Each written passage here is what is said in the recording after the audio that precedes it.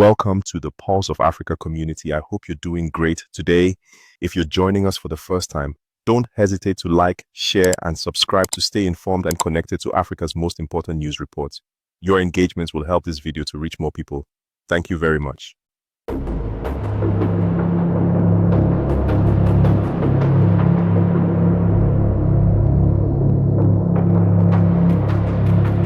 In a press briefing earlier Monday, June 23rd, Treasury Inspector and now Anti-Corruption Chief Lassane Compaoré revealed alarming details about the financial hemorrhage caused by corruption in Burkina Faso.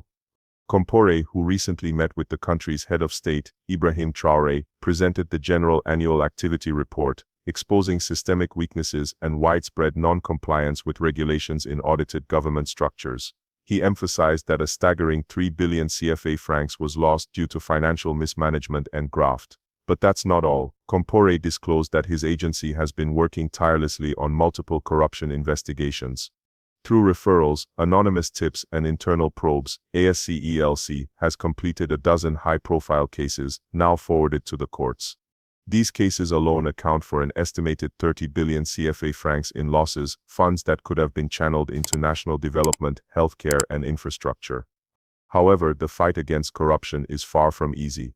Compaoré described it as a perilous mission, calling for stronger protection for his team, inspectors and investigators who risk their safety to track down white-collar criminals.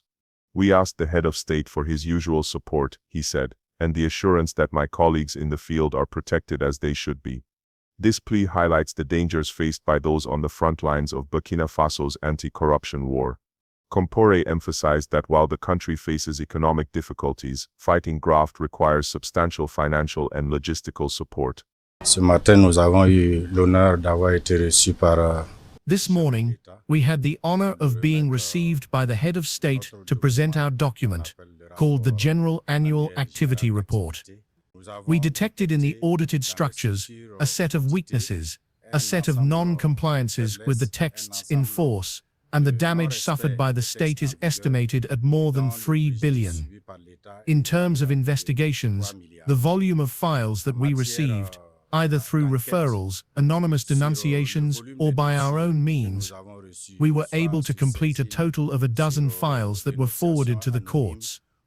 These files show a total loss of around 30 billion, so that is the loss the state has suffered. Fighting corruption is a perilous mission.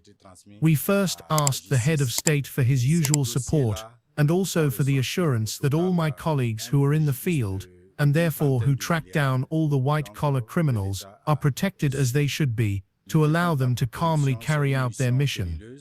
The other element is that we know the country is in a difficult situation, we are aware of it, but to also fight against corruption, we need resources, and we stop requesting therefore this support, especially financial, to be able to do the work. We usually know when we start an investigation mission, but we never know when it will end. That means these are missions that absorb as much human resources as financial and material means. This revelation comes at a crucial time for Burkina Faso, where public trust in governance remains fragile.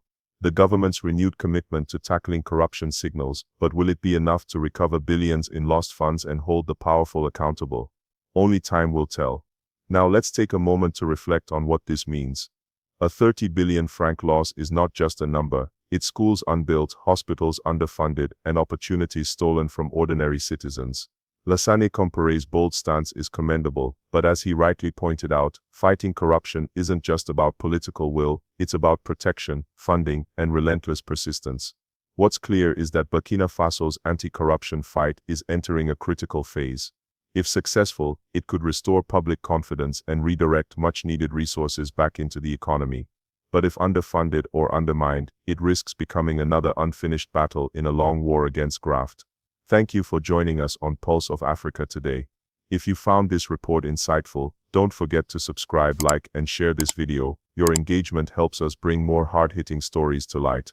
Stay tuned for more updates on major developments across the African continent. Until next time, stay informed and stay empowered.